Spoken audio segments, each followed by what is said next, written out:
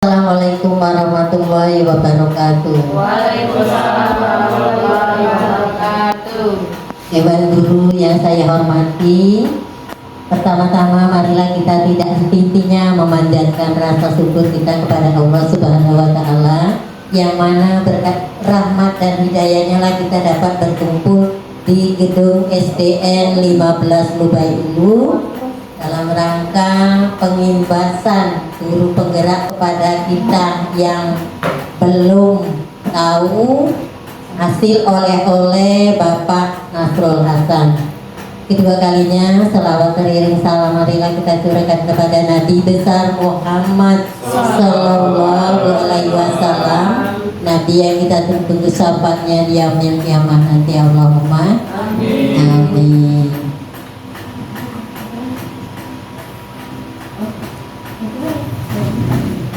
Untuk itu kepada Dewan Guru, nanti acara yang berjalan yaitu pengimbasan materi yang akan disampaikan oleh guru kita yaitu Bapak Nasrul Hasan. Kita semua memperhatikan dan nanti seandainya ada yang kurang jelas, kurang paham, silakan bertanya kepada narasumber kita. Mungkin itu saja sambutan dari saya, lebih dan kurang saya mohon maaf. Billahi taufiq wal hidayah. Wassalamualaikum warahmatullahi wabarakatuh. Waalaikumsalam warahmatullahi wabarakatuh.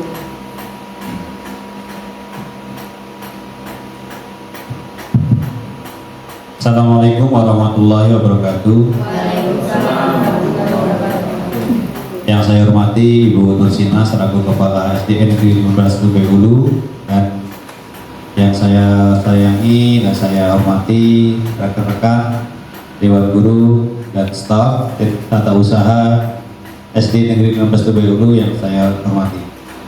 Baiklah Bapak Ibu, di sini kami dari CGP ingin mengibaskan hasil dari pendidikan kami dari modul 1 yang insya Allah nanti banyak manfaatnya untuk kita semua.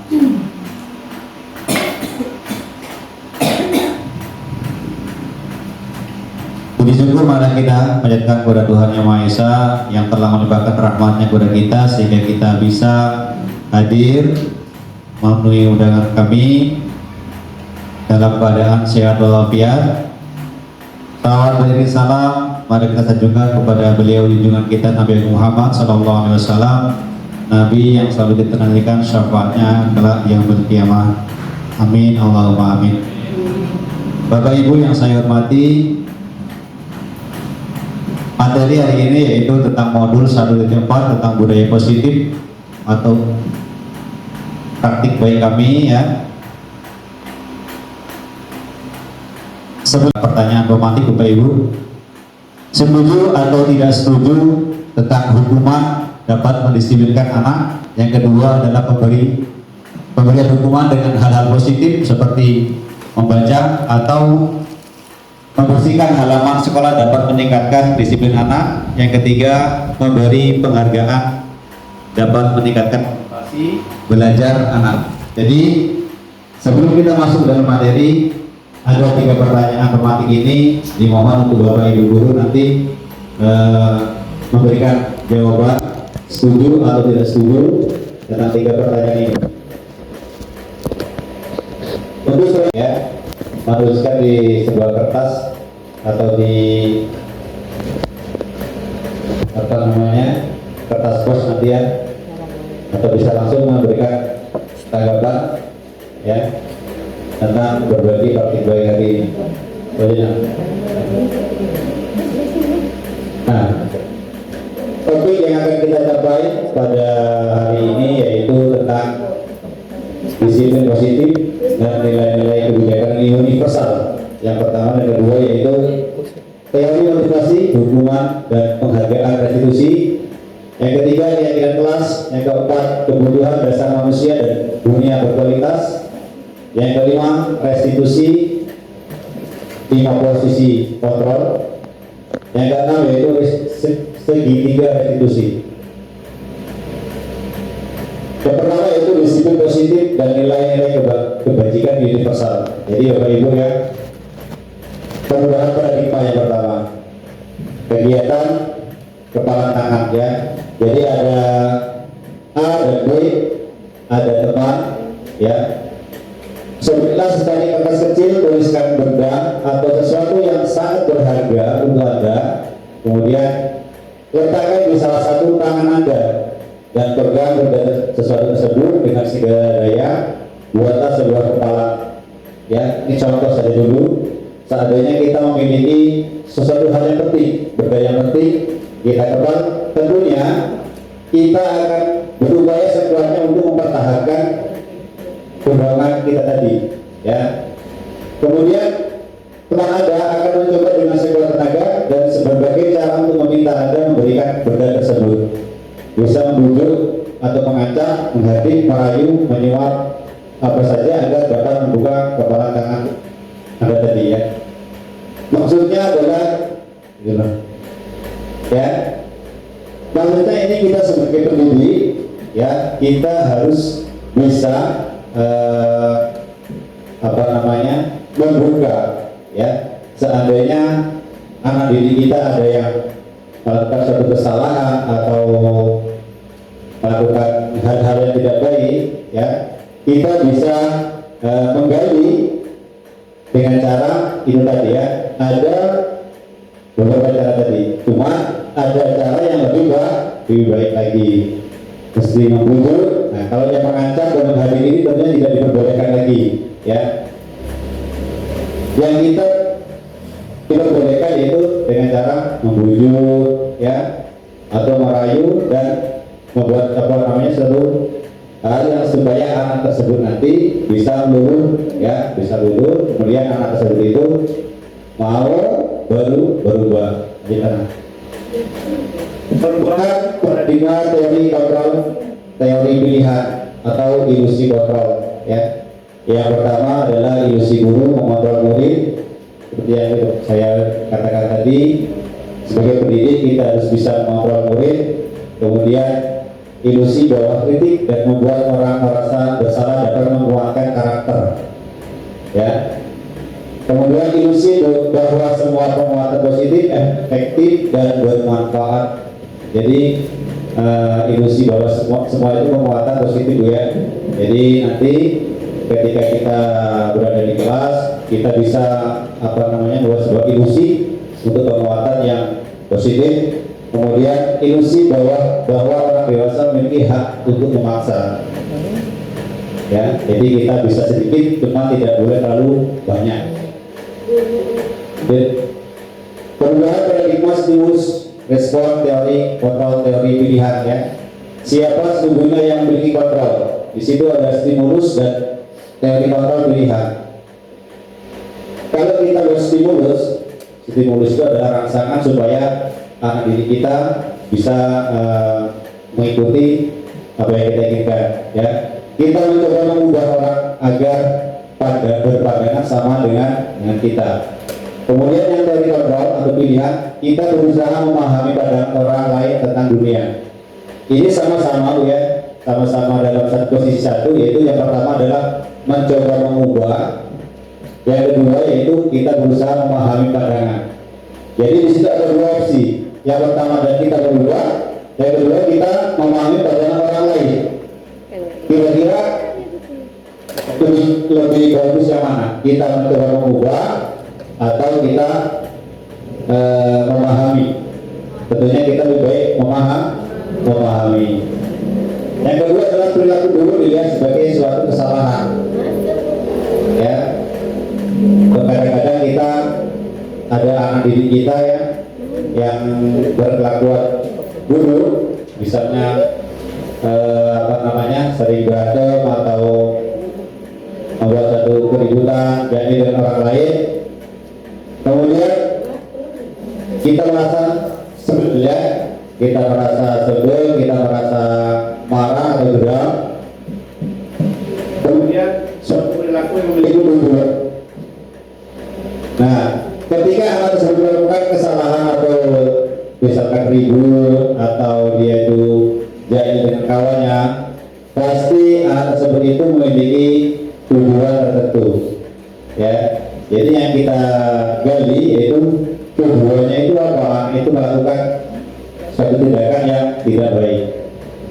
Kemudian orang lain bisa mengontrol saya, hanya ada yang bisa mengontrol diri Anda. Itu ya. Kemudian saya bisa mengontrol orang lain, Anda tidak bisa mengontrol orang lain. Pemaksaan ada pada saat wujudnya gagal, kolaborasi dan konsensus menciptakan pilihan-pilihan baru. Yang terakhir yaitu model berpikir menang atau kalah dan model berpikir menang atau kalah sama, ya. Jadi ada 6 stimulus dan 6 teori kontrol di sini. Jadi kita nanti tinggal mau pilih yang mana, tapi yang baik itu adalah yang teori dari kontrol. Nah, di sini ada disiplin positif, Bapak Ibu, ya. Itu bisa dilihat dari materi ini. Ada teori kontrol pilihan dari D.R. William, ya. Yang pertama itu ada Anda tidak bisa mengontrol orang lain, hanya Anda yang bisa mengontrol diri Anda. Kemudian ada makna disiplin. Disiplin belajar kontrol diri dengan menggali potensi kita agar tercapai tujuan mulia, yaitu sesuatu menjadi seseorang yang kita inginkan berdasarkan nilai-nilai yang kita hargai. Kemudian ada semakin laku memiliki tujuan. Yang kemudian model berpikir menang atau kalah sebenarnya, itu ada menang sama menang, yaitu kemudian kualifikasi dan konsensus menciptakan pilihan-pilihan baru. Kemudian realitas kebutuhan kita berbeda, kita berusaha memahami pandangan orang lain tentang dunia. Setiap orang memiliki gambaran berbeda. Nah, jadi setiap murid itu pasti memiliki gambaran atau tujuan yang berbeda-beda. Jadi kita sebagai pendidik, kita harus bisa menggali dan mengarahkan peserta didik kita supaya tujuan dari pembelajaran itu terpenuhi. Tentunya tidak lupa dari itu ada 5 kebutuhan dasar manusia. Sebagai kita sebagai guru, kita harus memahami juga kebutuhan manusia, yaitu kita bisa terapkan untuk kebutuhan murid kita.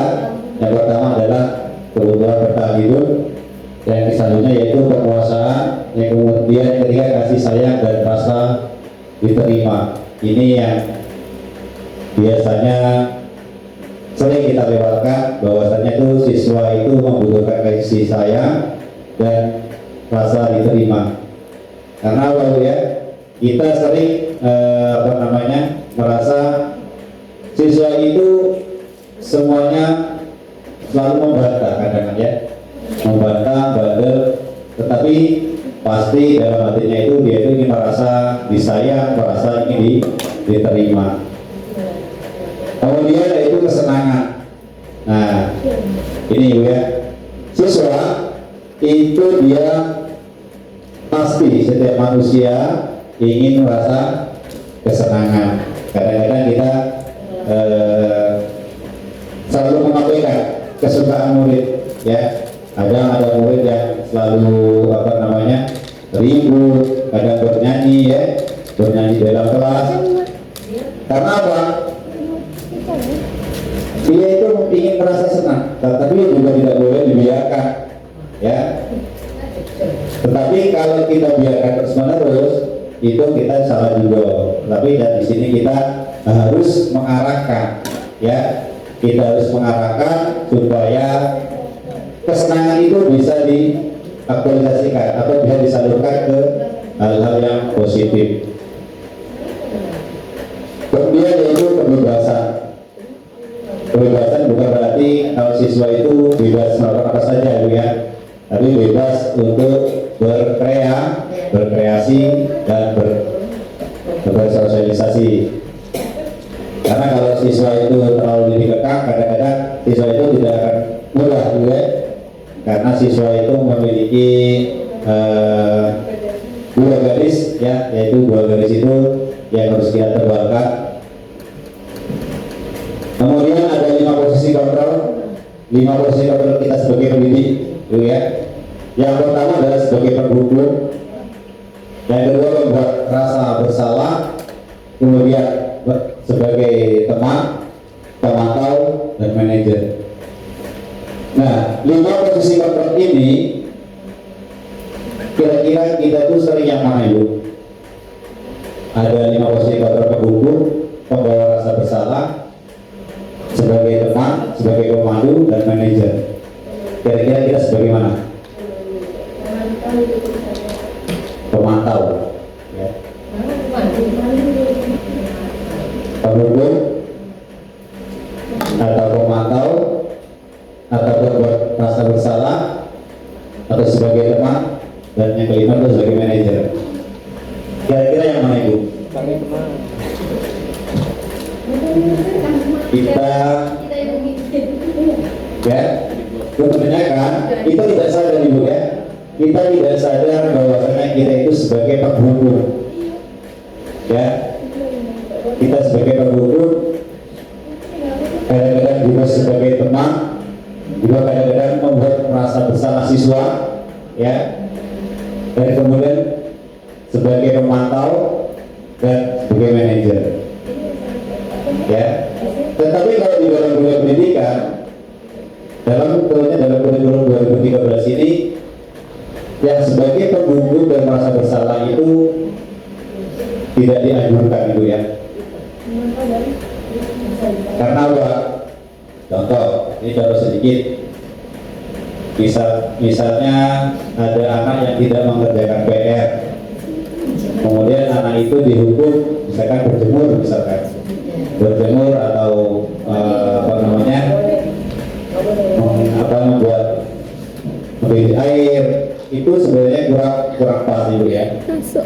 Sebenarnya kurang pas, tetapi kadang-kadang kita gimana lagi, karena kita sudah biasa, jadi kalau kita sudah memahami, kita berusaha berubah dan menghilangkan seperti yang nomor satu tadi, yaitu menghubung dan membuat rasa bersalah. Yang pertama membuat rasa bersalah ini contohnya gini bu, misalkan, kamu membuat itu rusak, ya, kamu nanti dimarah bu bersinah misalkan, pasti anak itu merasa bersalah, kemudian apa? Dia itu akan takut untuk datang ke sekolah lagi besoknya, ya. Itu sudah banyak ya kita temui. Kalau ada siswa yang seperti itu, berarti posisi kita itu sebagai pembuat rasa bersalah. Nah, yang penting kita tanamkan yaitu yang pertama adalah sebagai teman, ya, karena murid itu adalah sebagai sarana kita untuk menyampaikan pembelajaran. Kemudian kita itu sebagai pemantau, ya, pemantau segala kegiatan yang ada di sekolah ini. Kemudian kita memantau perkembangan siswa didik kita. Kemudian adalah sebagai manajer, kita sebagai guru juga harus sebagai manajer untuk mengembangkan potensi yang ada pada peserta didik kita. Kemudian segitiga restitusi. Nah, ini pertama saya gambarkan dulunya. Apa sih segitiga restitusi itu? Segitiga restitusi adalah upaya untuk menyelesaikan masalah pada anak dengan metode 3 restitusi atau segitiga restitusi. Yang pertama adalah menstabilkan identitas. Di situ kita mencari identitas permasalahan dari anak tersebut, kemudian validasi kebutuhan. Anak itu kenapa bisa merasakan dan seperti itu, atau menanyakan kebutuhan yang mendorong anak untuk melakukan kesalahan. Kemudian itu menanyakan keyakinan. Kalau menanyakan keyakinan itu berdasarkan dengan budaya positif tadi. Kita sudah membuat satu keyakinan kelas, pasti sudah ada bu ya. Setiap kelas itu ada keyakinan kelas masing-masing.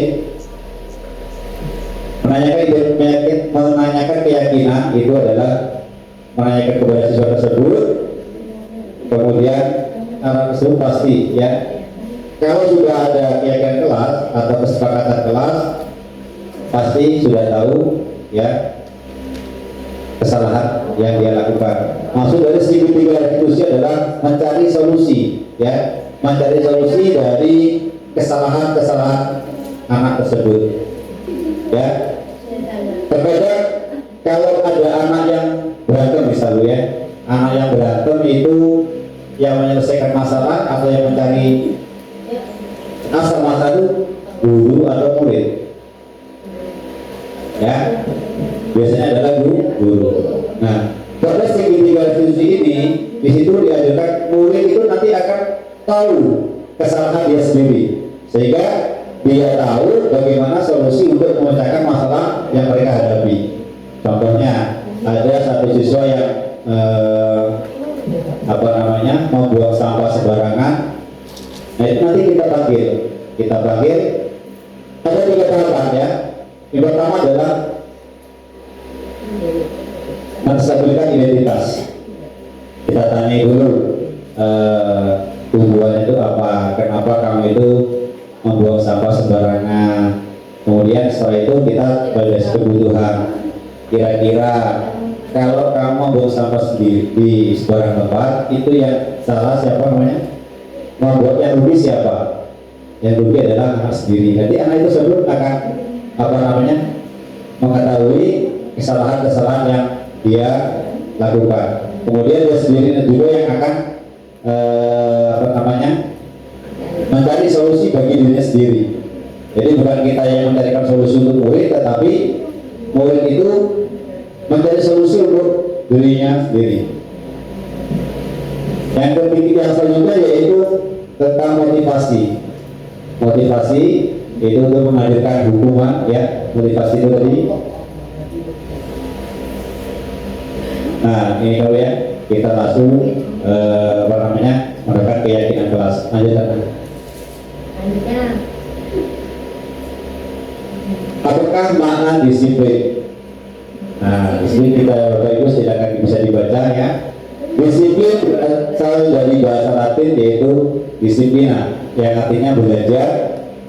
Makna asal dari kata ini berkonotasi dengan disiplin diri dari murid-murid Socrates dan Plato ya.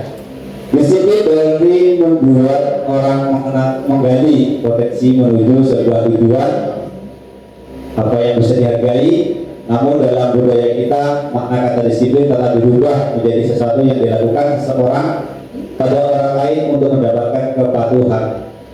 Kecenderungan umum adalah menghubungkan kata disiplin dengan ketidaknyamanan, bukan dengan apa yang kita hargai atau pencapaian suatu tujuan mulia. Nah, di sini tadi kita sudah sedikit ya tentang kebajikan, nilai-nilai kebajikan universal. Baru nilai-nilai kebajikan adalah sifat positif manusia yang merupakan tujuan mulia yang ingin dicapai setiap individu. Ya, nilai-nilai tersebut bersifat universal dan lintas bahasa, suku, bangsa, agama maupun latar belakang. Setiap perilaku perbuatan memiliki suatu tujuan. Itu adalah teori dari D.R. William. Dengan mengaitkan nilai-nilai kebajikan yang diyakini seseorang, maka motivasi instinknya akan terbangun, sehingga menggerakkan motivasi dari dalam untuk dapat mencapai tujuan mulia yang diinginkan. Nilai-nilai kebajikan yang ingin dicapai oleh setiap anak Indonesia kita kenal dengan profil pelajar Pancasila ya, karena kita sudah masuk ke 2000 belajar. Itu ada 6 ya nilai-nilai kebajikan, yaitu yang beriman, bertakwa kepada Tuhan Yang Maha Esa dan berakhlak mulia. Yang kedua yaitu mandiri. Yang ketiga bernalar kritis. Yang keempat berkebinekaan global. Yang kelima bergotong royong. Yang keenam adalah kreatif. Nah, ini adalah 6 nilai-nilai kebajikan. Nanti ya, ketika kita ke dalam kelas ya, kita harus selalu menanamkan apa yang namanya profil belajar Pancasila. Itu harus kita tekankan kepada siswa kita supaya apa? Siswa kita berkembang sesuai dengan kodrat ya, kodratnya yaitu kodrat zaman dan kodrat alam. Nah, tadi kita sudah bahas tentang hukuman, penghargaan dan restitusi ya, teori motivasi, hukuman dan penghargaan, restitusi. Teori motivasi perilaku manusia. Nah, ini Bu ya. Yang pertama itu untuk menghindari ketidaknyamanan atau hukuman. Apa yang akan terjadi apabila saya tidak melakukannya? Nah, ini Bu ya, ini ada sebuah pertanyaan romantik Bu ya. Untuk menghindari ketidaknyamanan, apa yang akan terjadi apabila saya tidak melakukannya? Yang kedua, untuk mendapatkan imbalan dari orang lain. Ilustrasinya itu, apa yang akan saya dapatkan apabila saya melakukannya? Ya, selanjutnya yang ketiga itu kan untuk menghargai diri sendiri. Saya akan menjadi orang yang seperti apa bila saya melakukannya. Nah, motivasi perilaku ini ya, apa yang akan terjadi apabila saya tidak melakukannya?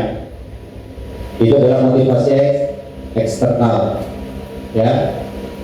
Kemudian yang kedua, ilustrasi. Itu adalah imbalan ya, karena kebanyakan Ibu ya, siswa kita sendiri kadang-kadang yaitu ketika kita minta tolong kepada anak atau anak itu berprestasi, selalu kita kasih imbalan. Imbalannya seperti hadiah ya, hadiah misalkan sesuatu yang berharga. Tetapi kadang-kadang hadiah itu juga bisa berpengaruh bagi turunnya turunnya prestasi dalam jangka panjang. Karena apa? Ketika anak tersebut mendapatkan hadiah dan prestasi, kita dapat berikan sesuatu yang berharga, anak itu akan merasa puas ya, anak itu akan merasa puas dan dia tidak mau meningkatkan lagi prestasinya. Itu ada yang seperti itu. Makanya untuk imbalan ini kadang-kadang dua semalaka madudo bagi kita. Kemudian menghargai diri sendiri, saya akan menjadi orang seperti apa bila saya melakukannya, yaitu pertama adalah motivasi eksternal, itu adalah tujuan disiplin positif ya. Jadi untuk menghargai diri kita sendiri, dari saya ada pertanyaan, saya akan menjadi orang yang seperti apa bila saya melakukannya? Ya, kita sebagai pendidik, kita menjadi orang yang seperti apa bila saya melakukan hal-hal yang positif. Nah, merdeka, kita masuk dalam program merdeka. Yang pertama itu menurut Ki Hajar Dewantara ya. Menurut Ki Hajar Dewantara, merdeka itu artinya tidak hanya terlepas dari perintah, akan tapi juga cakap buat memerintah diri sendiri. Ibu bapak ya, bahwasanya Ki Hajar Dewantara itu adalah bapak pendidikan bagi Indonesia. Ada beberapa pemikiran beliau yang sampai saat ini yang menjadi pedoman bagi pendidikan di bangsa kita ini. Berhubung oleh penghargaan ini Ibu ya, bahwa penghargaan berlaku sama dengan hukuman. Nah, Ibu ya, jadi bahwa penghargaan berlaku sama dengan hukuman. Dalam arti meminta atau membunuh seorang melakukan sesuatu untuk memenuhi suatu tujuan tertentu dari orang yang minta atau membunuh. Dorongannya eksternal dan akan ada faktor ketergantungan. Nah, Ibu ya. Beberapa dampak dari pemberian penghargaan ya, itu ada 5 ya. Pengaruh jangka pendek dan jangka panjang. ya seperti yang saya katakan tadi, ada pengaruhnya terhadap perkembangan anak, ya. Penghargaan itu dinyatakan sebagai sama dengan hukuman. Penghargaan dan hukuman, penghargaan mengurangi ketepatan, ya. Kemudian penghargaan tidak efektif, penghargaan merusak hubungan. Nah ini Bu ya. Jadi kita harus tahu bahwasanya penghargaan itu sama dengan hukuman. Selanjutnya, dihukum oleh penghargaan. Penghargaan menurunkan kualitas. Yang saya katakan tadi, ketika kita memberikan pujian terus kepada anak didik kita, tentunya anak didik kita kadang-kadang malah merasa merasa disayangi, kemudian anak didik itu akan berubah. Contohnya gini, misalkan anak selalu dipuji-puji, anak itu nilainya bagus, anak itu berperilaku yang baik, lama-lama anak tersebut itu akan berubah, ya, akan berubah, menurunkan kualitas anak tersebut yang tadinya kita sanjung-sanjung terus, kita kita kasih penghargaan terus, lama dia akan turun seperti terbalikan dari yang kita beri tadi. Kemudian ada penghargaan apa itu? Mematikan kreativitas, ya. Jadi ya, penghargaan itu adalah mematikan kreativitas. Kenapa? Karena kalau anak itu selalu kita kasih penghargaan terus, ya, anak itu akan susah untuk berkreatif, ya, susah berkreativitas. Yang kedua, yang ketiga itu penghargaan mengurangi motivasi intrinsik, ya. Ketika anak mendapatkan pujian terus, dia akan merasa dia itu sudah bagus, ya. Jadi kita jangan terlalu boleh kita kasih penghargaan kepada anak, tapi jangan terlalu. Karena kalau kita terlalu mengasih penghargaan kepada anak, nanti anak itu akan mengurangi motivasi dia untuk belajar. Bentuk penghargaan atau kebajikan apresiasi. Nah, dalam apresiasi atau pengakuan perlu diingat beberapa hal. Beri pengakuan secara khusus, maksudnya itu dalam khusus itu adalah yang itu ya, yang khusus, yaitu yang mandiri, ya, atau yang sesuatu hal yang dikhususkan untuk hal tersebut. Kemudian beri pengakuan secara pribadi itu adalah secara kita sendiri dan kepada siswa kita. Kemudian memberi pengakuan kepada semua murid secara bergantian. Jadi sebagai seorang pendidik kita harus memberikan apresiasi kepada peserta didik kita itu secara bergantian. Misalkan hari ini si A, besok si B, ya. Jangan kepada satu orang saja. Kemudian beri pengakuan secara konsisten. Jika anak itu mendapatkan pengakuan, ya, itu kita selalu konsisten. Misalkan hari ini si A, besok si B, itu harus terus menerus, ya, terus menerus dikasih kepada siswa kita. Kemudian fokus pada proses, ya, fokus pada proses pembelajaran. Nah, di sini ada tabel, ya, contoh pengakuan apresiasi kebajikan. Itu buka. Itu ada kata-kata kemarin saya perhatikan, itu yang berarti untuk peserta didiknya. Kemudian ada nilai kebajikannya, yaitu rasa empatimu besar sekali. Kemudian situasi pada saat menolong murid baru di kelas kita, ya.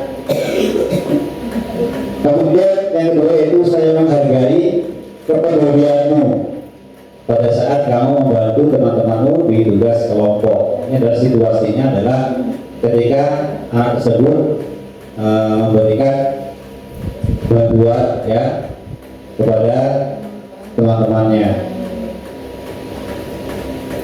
Kemudian yaitu Yang ketiga, terima kasih untuk rasa tanggung jawabmu pada saat kamu memungut kertas-kertas yang berserakan di lantai.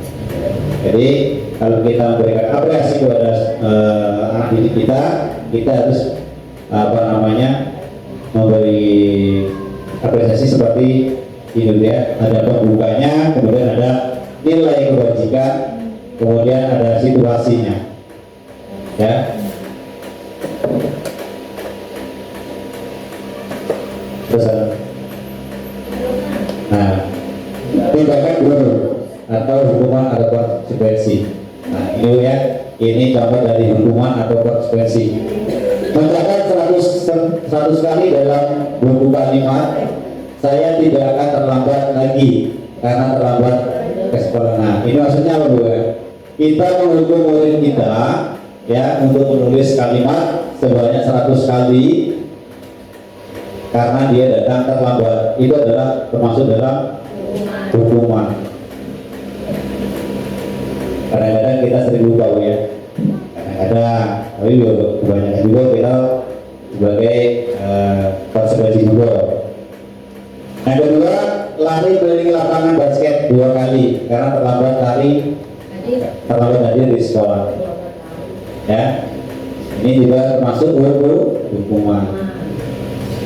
Yang ketiga, murid diminta untuk push up 15 kali karena tidak menggunakan masker ke sekolah atau sepatu ke sekolah atau gimana, kaos kaki, itu termasuk juga hukuman.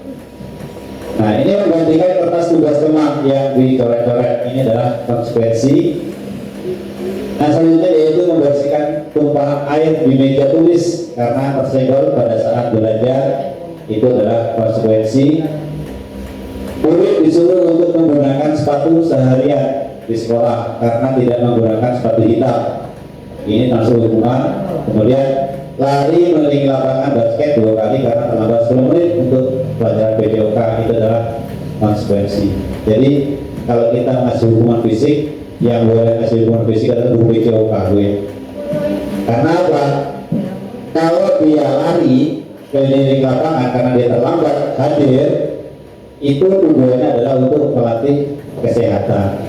Tapi kalau dia itu disuruh push up 15 kali karena dia tidak memakai sepatu atau dia tidak memakai kaos kaki, itu lebih baik sekarang dari sekarang itu dihindari, ya. Karena apa? Karena dalam hukum merdeka ini itu sudah tidak diperbolehkan lagi kita ngasih hukuman kepada anak. Kita harus kasih konsekuensi. Misalkan anak itu terlambat. Nah, misalkan terlambat sekolah 10 menit di kelasnya, atau tidak memakai sepatu. Nah, kita itu harus ada konsekuensinya. Misalkan tidak memakai sepatu hitam pada jam sekolah.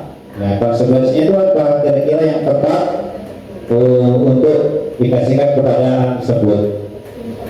Misalkan ya itu disuruh belajar membaca buku atau apa yang meningkatkan kemampuan anak tersebut, itu adalah konsekuensi. Lanjut. Ini ada tabel, Bu, ya. Kita bisa lihat perbedaan hukuman dan konsekuensi. Hukuman suatu yang menyakitkan harus terjadi. Misalkan kita kadang-kadang kita cubit anak, itu sudah hukuman yang menyakitkan. Konsekuensi sesuatu harus terjadi. Yang kedua, membuat anak sakit, fisik maupun hati untuk jangka waktu lama. Nah, ini, Bu, ya. Kalau kita selalu ngasih hukuman fisik, Ibu, itu akan mengenang di otak anak sampai kapanpun, Bu, ya. Kemudian membuat anak merasa tidak nyaman dalam jangka waktu terpendek. Kemudian anak membenci kedisiplinan. Kemudian anak menghargai disiplin. Nah, di situ kita tahu kalau kita selalu ngasih hukuman, anak itu nanti akan membenci kedisiplinan, ya. Aku selalu dihukum terus, ya. kemudian dia itu membenci disiplin tersebut. Nah, kalau kita kasih konsekuensi yang tidak menyakiti hati atau menyakiti fisik, itu dia anak itu akan menghargai disiplin. Ya, kemudian ada paksaan, dipaksa anak kita selalu memaksa anak. Terkadang ini Bu ya, yang paksaan ini kita selalu memaksa anak untuk terus belajar, ya, tanpa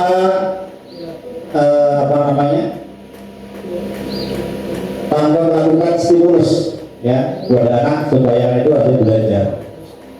Kita kadang memaksa anak untuk belajar, tetapi kita lupa, kita tidak kasih stimulus atau dorongan-dorongan supaya anak itu harus belajar. Kita di rumah, kita di sini ngasih anak itu supaya belajar di rumah, tapi kalau tidak dikasih stimulus, itu anak itu tidak belajar di rumah. Ya, kita di sekolah kita paksa untuk menghafalkan perkalian misalkan, tetapi kalau tidak ada stimulus dan tanggapan, maka di rumah tidak ada tanggapan apa-apa. Ya. Dan kedua, yang saja itu mendorong anak menyakiti diri sendiri. Nah, ini hukuman Bu ya. Hukuman itu mendorong anak menyakiti dirinya sendiri. Kemudian ada konsekuensi.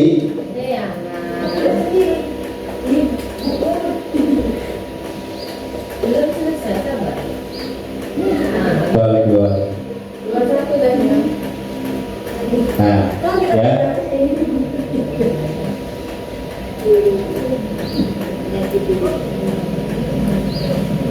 Nah, itu ya, yang mendorong anak menyakiti diri sendiri, kemudian mendorong anak agar sudah mudah menyesuaikan diri. Kemudian konsep diri yang buruk, konsep diri yang baik, anak belajar untuk menyembunyikan kesalahan, anak belajar untuk mematuhi peraturan. Nah, kalau kita selalu kasih hukuman kepada anak, yang ada anak itu akan belajar untuk menyembunyikan kesalahannya. Ya, misalkan kalau yang tidak weekend hari ini kali keliling lapangan, anak itu akan menyembunyikan kesalahan beliau, ya, anak itu akan menyembunyikan kesalahannya. Dia tidak akan mengakui bahwa dia tidak weekend. Kalau kita kasih konsekuensi, anak itu akan belajar untuk mematuhi peraturan. Misalkan anak itu seperti tadi, kalau terlambat datang terlambat 10 menit dalam proses PJOK, dia disuruh latih keliling lapangan, dia akan merasa belajar untuk mematuhi peraturan. Tapi kalau kita kasih hukuman, ya, kita kasih hukuman, anak itu akan selalu menyembunyikan kesalahannya. Yang selanjutnya itu marah, merasa bersalah, dipermalukan, secara tidak dihargai. Ya, ini biasanya ya kalau yang kita kasih hukuman marah itu kelas yang agak besar Bu ya, agak besar, dia akan marah, kemudian dia itu merasa dipermalukan, merasa tidak dihargai. Ujung-ujungnya apa? Anak itu akan merasa benci dengan kita. Kalau di anak-anak SMA mungkin bisa menghadang kita di jalan Ibu ya. Nah, kemudian kalau konsekuensi kehilangan hak, dibuat tidak nyaman, diasingkan untuk sementara, ya. Itu perbedaan dari hukuman dan konsekuensi. Lanjut. Nah, apa itu restitusi?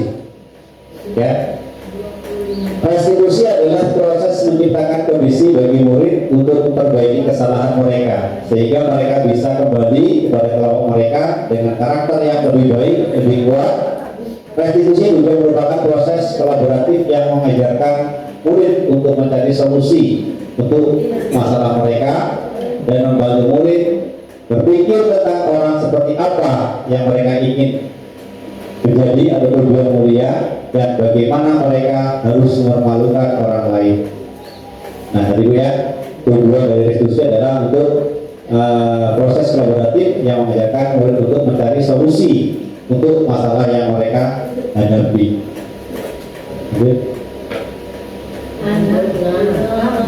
Nah, ini Bu ya, identitas gagal dan identitas sukses. Hukuman itu masuk dalam identitas gagal. Disiplin itu masuk konsekuensi dan restitusi. Kalau hukuman, ya, hukuman sesuatu yang menyakitkan harus terjadi. ya itu tidak nyaman untuk murid, anak untuk jangka waktu panjang, kemudian korban mendapatkan keadilan, murid, anak akan tersakiti, perilaku positif, agresif meningkat. Sistem tidak akan berjalan bila murid tidak takut, ya, berlaku hanya pada sebuah institusi, tidak berlanjut pada kehidupan nyata. Kemudian peraturannya adalah kamu harus, ya, ini harus melakukan. Murid atau anak membenci peraturan, itu adalah pernyataan yang negatif, ya. Memberikan konsekuensi sesuatu harus terjadi, tidak nyaman untuk jangka waktu pendek, ya. Perbedaannya adalah hukuman dan konsekuensi yaitu dalam jangka pendek dan jangka panjang. Kalau hukuman itu jangka panjang, ya Bu, ya. Kemudian biasa diabaikan, murid atau anak dibuat tidak nyaman. Nah, perbedaannya konsekuensi, ya. Kalau konsekuensi itu murid itu kita buat tidak nyaman sehingga murid itu akan berubah jadi yang lebih baik. Penguasaan hanya bertahan dalam jangka waktu pendek, memerlukan monitoring dan supervisi terus-menerus dari guru. Jadi kalau konsekuensi itu kita harus memberikan motivasi, ya, kita berikan motivasi kepada anak secara terus-menerus supaya anak itu bisa berubah. Kemudian membantu penerapan, mengikuti peraturan dalam masyarakat. Ini kalau dari tingkat SD mungkin ini tidak terlalu diterapkan, Bu, ya. Ini cukup di tingkat-tingkat yang lebih tinggi. Apa peraturannya? Ya, mampukah kamu melakukannya? Kemudian tidak ada ucapan terima kasih, ya. Itu kemudian murid anak menghormati peraturan. Perbedaan konsekuensi yaitu anak akan menghormati peraturan. Kalau kita kasih hukuman, anak itu akan membenci peraturan. Yang ketiga adalah restitusi. Restitusi merupakan pilihan. Nah, ya, yang kalau hukuman itu harus terjadi, yang menyakitkan harus terjadi. Kalau konsekuensi itu suatu terjadi tapi tidak menyakitkan. Kalau restitusi yang merupakan pilihan, ya, terhadap pilihannya. Kemudian juga menguatkan untuk murid, ya, menguatkan untuk murid dalam jangka waktu yang panjang, baru mendapatkan ganti. Kemudian murid atau anak mendapatkan pengakuan, penguatan, ya. Masalah terpecahkan, murid belajar bertanggung jawab untuk perilakunya. Hanya fokus pada pemecahan masalah dalam jangka waktu yang panjang. Nah, disitu ada pertanyaan, apa yang kamu yakini, apa yang bisa kamu lakukan untuk perbaiki masalah ini. Murid akan menghormati dirinya dan orang lain. Jadi perbedaan restitusi, ya, di situ bisa kita lihat dari pernyataan-pernyataan yang ada dalam tabel. Kalau di hukuman, murid itu akan membenci peraturan. Kalau di konsekuensi, murid akan menghormati peraturan. Dan kalau yang pada restitusi, murid akan menghormati dirinya dan orang lain. Nanti 9 ciri-ciri restitusi. Yang pertama, bukan untuk menebus kesalahan, namun untuk belajar dari kesalahan, ya. Jadi kalau anak melakukan kesalahan, itu anak itu tidak untuk menebus kesalahan, tetapi untuk belajar dari kesalahan, mencari solusi dari kesalahan yang dia lakukan. Dan yaitu memperbaiki hubungan. Misalkan ada anak yang berantem, kalau tidak kita selesaikan dengan cara yang baik, itu pasti akan menyimpan dendam, ya, Bu, ya. Yang ketiga yaitu tawaran, bukan paksaan. Karena di restitusi itu kita menawarkan, bukan kita memaksa. Kemudian restitusi menentukan untuk melihat ke dalam diri. Restitusi mencari kebutuhan dasar yang mendasari tindakan. Kemudian restitusi diri adalah cara yang paling baik. Restitusi fokus pada karakter bukan tindakan. Yang 8, restitusi fokus pada solusi.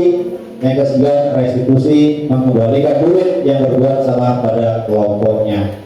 Jadi inilah 9 ciri-ciri restitusi yang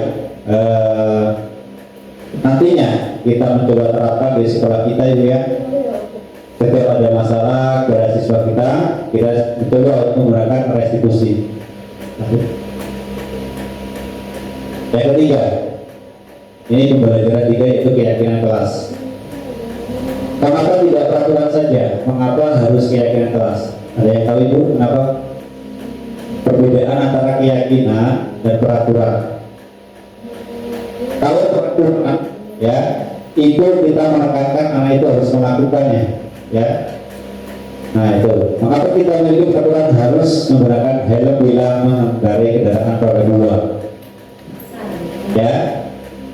Mengapa kita memiliki peraturan 3M menggunakan masker, mencuci tangan dan menjaga jarak menjadi 1,5 meter? Mengapa kita memiliki peraturan harus datang tepat waktu pada saat mengikuti pelatihan? Nah, untuk mendukung motivasi titik ini, ya kita kembali ke nilai-nilai keyakinan, ya, yang menggerakkan seseorang dibandingkan mengikuti serangkaian peraturan-peraturan, ya. Mengapa kita memiliki peraturan harus menggunakan helm bila mengendarai kendaraan roda 2? Kalau di peraturan itu kan berbeda ya. Kalau dalam peraturan mewajibkan menggunakan helm, tetapi tidak tahu tujuannya menggunakan helm itu apa. Nah, kalau kita kasih keyakinan, kita buat sebuah keyakinan. Kenapa mau menggunakan motor itu harus menggunakan helm? Ya, itu sebuah keyakinan yang nantinya membuat anak didik kita yakin untuk selalu berbuat baik dan mentaati keyakinan yang ada dalam kelas. Nah itu ya peraturan kelas, ya ada keyakinan kelas, lingkungan positif dan budaya positif ya. Itu budaya positif, ada lingkungan positif, keyakinan kelas dan peraturan kelas. Ya, jadi untuk budaya positif, ya pertama kita itu harus membuat lingkungan yang positif dulu. Terutama di lingkungan sekolah kita harus positif. Yang kedua yaitu kita membuat keyakinan kelas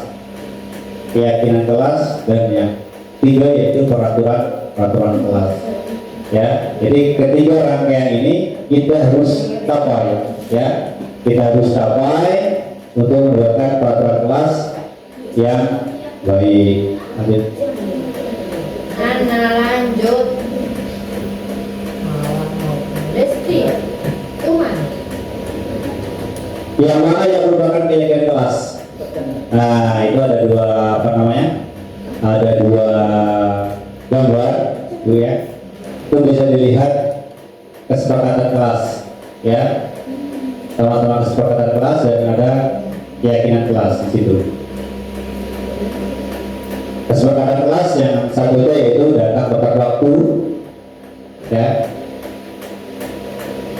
Yang kedua menjaga kebersihan sekolah, yang ketiga berdoa sebelum dan sudah belajar, yang selanjutnya aktif dalam pembelajaran, yang selanjutnya tertib, yang satunya yaitu kami guru dan murid yang saling menyayangi. Ya ini sebenarnya ini bukan kesepakatan kelas, sebenarnya itu adalah keyakinan kelas yang sebelah sini. Kemudian kami murid yang semangat belajar. Yang ketiga, kami murid yang peduli dengan teman-teman dan seterusnya. Jadi perbedaannya adalah kami, ya, guru dan murid. Misalkan kami dan murid yang saling menyayangi, berarti apa? Kalau di dalam kesepakatan kelas itu adalah toleransi. Kalau di kesepakatan keyakinan kelas itu kami guru dan murid saling menyayangi. Lanjut. Nah, kegiatan pendalaman keyakinan kelas ada dua tabel ya, itu tabel T dan tabel Y ya.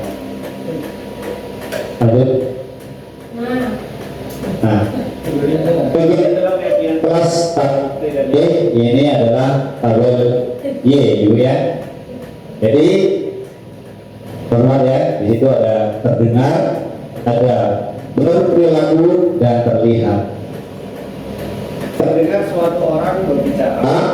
Yuk saya bantu ya, kita bisa selesaikan ini bersama. Terima ya, tolong ya, permisi, boleh saya pinjam ya, nanti akan segera saya kembalikan. Itu adalah terdengarnya. Kemudian berperilaku atau terlihat dulu ya, terlihat dulu. Mana berarti ya, betul ya.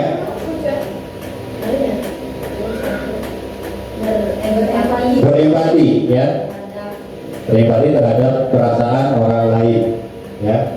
Kita berempati, kemudian berlaku tersenyum ramah ya. Kalau kita tersenyum jangan marah ya, kita tersenyum harus ramah. Nah,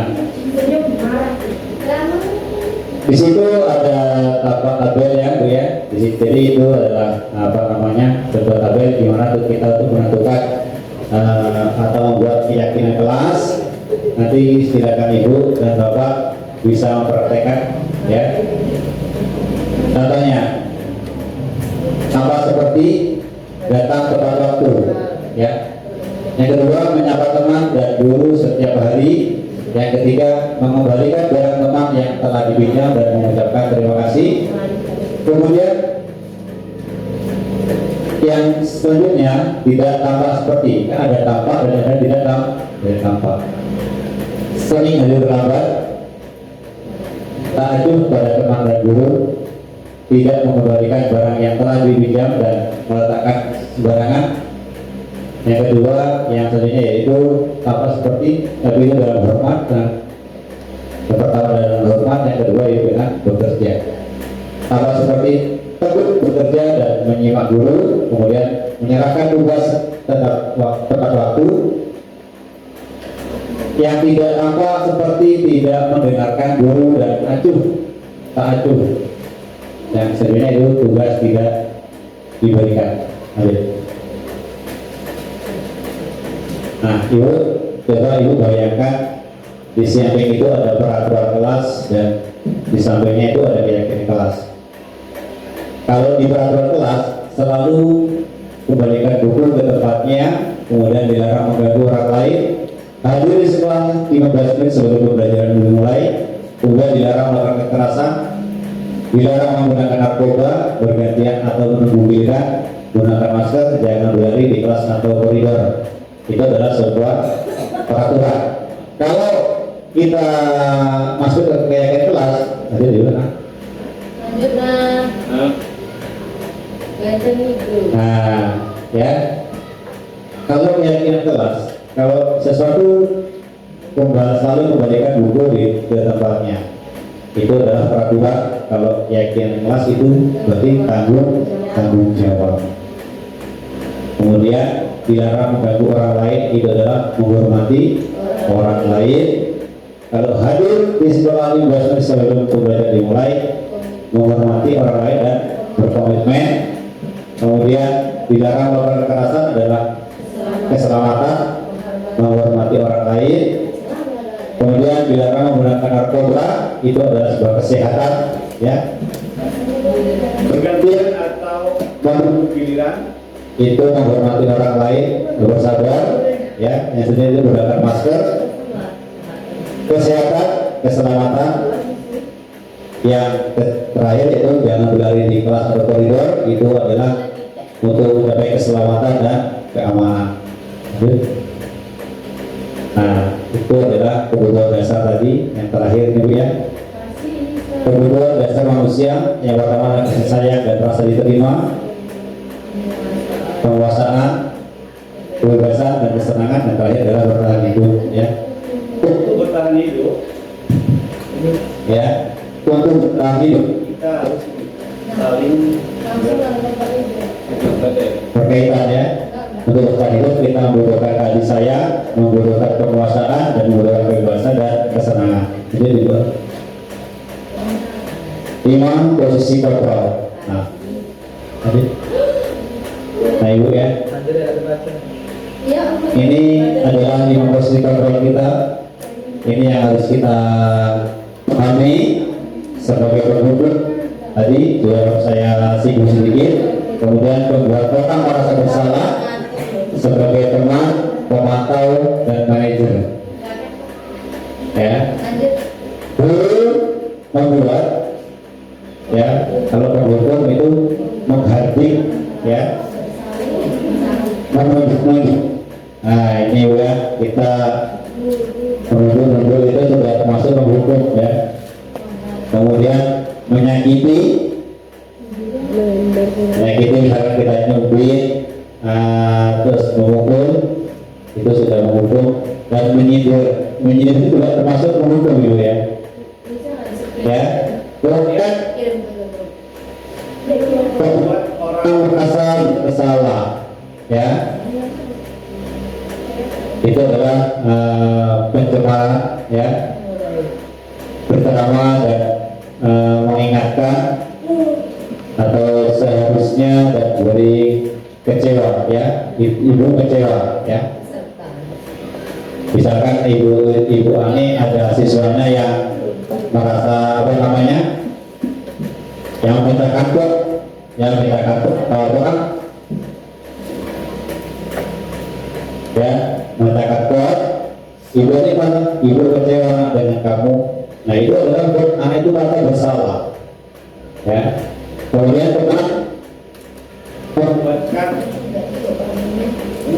membuatkan alasan-alasan untuk muridnya. Ya ini ya. Kemudian mata itu adalah menghilangkan dan membentuk. Ya, yang mana itu adalah membentuk pertanyaan dan pertanyaan ya. Lanjut. Nah ibu ya, ini ada pernyataan dan siapa yang mau mengatakan, saya kecewa sekali dengan kamu ya. Kemudian kamu tidak pernah belajar melakukannya, ayolah lakukan demi ibu bapak. Apakah kamu mau mendapatkan stiker bintang hari ini? Bagaimana kamu bisa menyelesaikan masalah ini? Kamu selalu yang paling terakhir. Lanjut. Nah ya, ini adalah siapa yang mau mengatakan. Nah ibu ya, saya kecewa sekali dengan kamu. Itu adalah membuat orang merasa bersalah. Nah itu kalau anak muridnya itu sudah tersakiti, dia akan merasa sakit sekali ya, merasa sakit sekali, dia akan terngiang-ngiang. Kemudian dia akan merenung ya. Kemudian kata-kata pernyataan kamu tidak pernah melakukannya. Nah, misalkan anak disuruh nyangkol, disuruh tobak ya. Terus ada kesalahan. Kalau kita menyatakan pertanyaan, kamu itu tidak pernah benar melakukan pekerjaan yang diberikan, itu termasuk hukuman ibu ya. Kemudian kalau yang seperti gimana?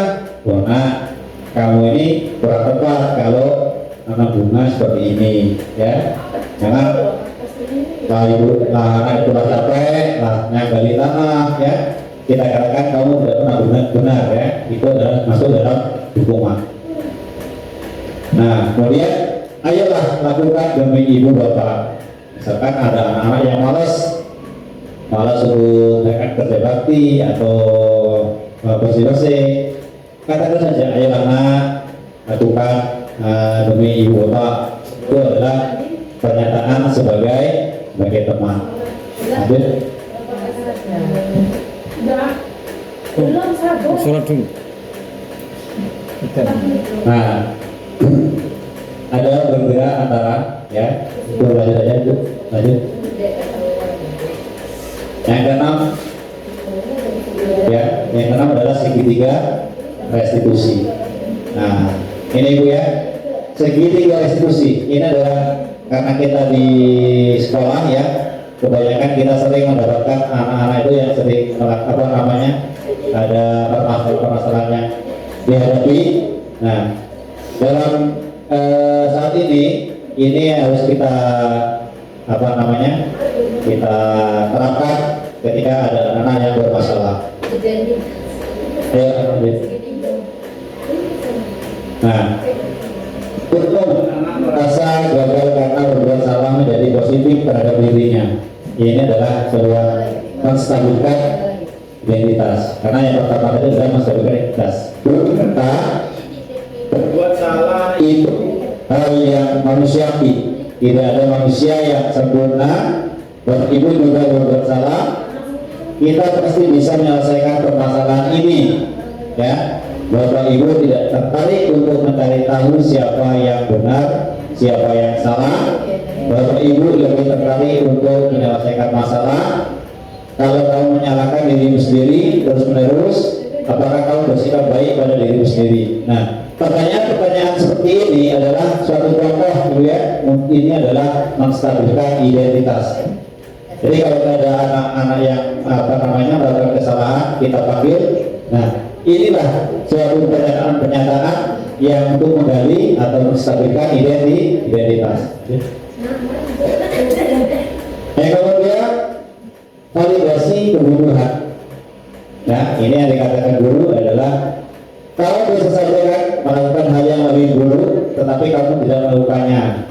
Nah, kamu pasti punya alasan mengapa melakukannya. Apa yang penting bagi kamu tetap berusaha menjaga sikap itu, tetapi tambahkan sikap yang lain yang kamu yang baru ya. Ini adalah pertanyaan validasi kebutuhan. Lanjut. Nah, ini adalah intervensi ya. Ada juga. Nah, itu ya. Sebelum materi ini saya tutup, ini ada sebuah refleksi. Nah, jadi saya mohon nanti satu orang untuk merefleksikan pengetahuannya ya. Artinya ada 4 pertanyaan. Saya mohon satu aja ya. Hal apa yang mengubah paradigma saya yang saya dapatkan, kemudian perasaan apa yang muncul selama mengikuti sesi ini, khususnya mengenai makna disiplin dan motivasi intrinsik. Yang ketiga, peran seperti apakah yang saya telah lakukan selama mengikuti modul ini. Saya akan menjadi among yang seperti apakah setelah mengikuti modul ini. Ya, among itu adalah bukan among-among. Kalau among itu dulu sebagai tambah, yaitu adalah sebagai pembimbing, ya, sebagai pembimbing pada siswanya. Nanti dua. Demikian Ibu ya, pengibasan dari saya selaku CGP calon guru penggerak angkatan 11 Kabupaten Muara Enim. Mungkin Bapak Ibu ada yang kiranya belum paham dari pernyataan saya untuk hari ini. Kali ini kalau ada yang mau ditanyakan,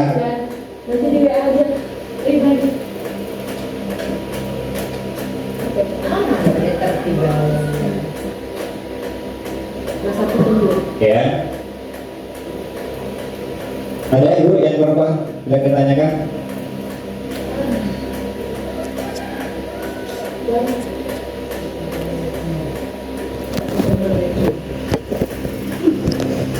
Ya, yang mau bertanya?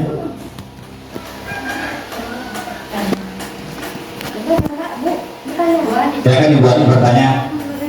Yang mau ditanyakan apa? Boleh. Boleh bertanya. Mana satunya? Makan kiri. Tolong Bapak itu jangan disorot ya. Ini soalnya ini mau di-upload di BGP. Langsung saja ya Bapak. Iya. Ini pertanyaan saya. Mengenai yang tentang peraturan dan keyakinan tadi. Kalau di kelas jadi kita harus menerapkan keyakinan atau peraturan Pak?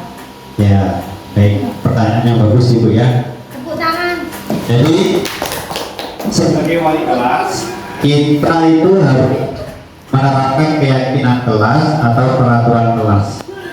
Nah, lebih baik Ibu ya itu kita menerapkan yaitu keyakinan kelas Ibu ya. Kalau peraturan itu kan sesuatu hal yang harus dilakukan. Kalau tidak dilakukan pasti anak itu akan dikasih sanksi atau hukuman. Kalau keyakinan kelas kita buat anak itu yakin ya, anak itu buat yakin untuk misalkan kita buat yakin tanggung jawab. Artinya apa? Selalu mengembalikan buku tepat ke tempatnya. Itu kalau di keyakinan kelas kita mengajarkan itu untuk bertanggung jawab.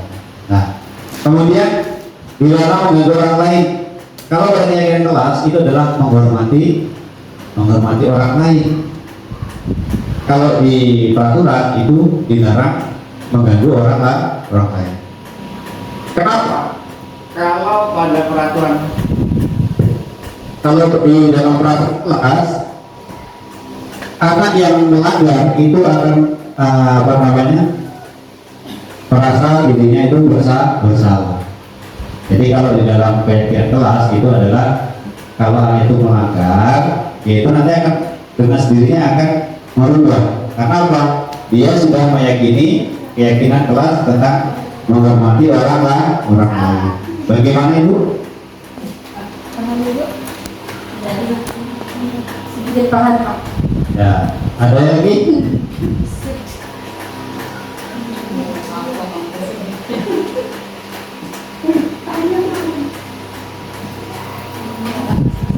Baiklah, kalau tidak ada, mungkin cukup sekian pemaparan dari saya. Kurang dan lebihnya, saya mohon maaf. Saya ucapkan terima kasih Bapak Ibu sudah sudi hadir pada siang hari ini. Saya akhiri. Billahi taufiq wal hidayah. Wassalamualaikum warahmatullahi wabarakatuh. Waalaikumsalam warahmatullahi wabarakatuh.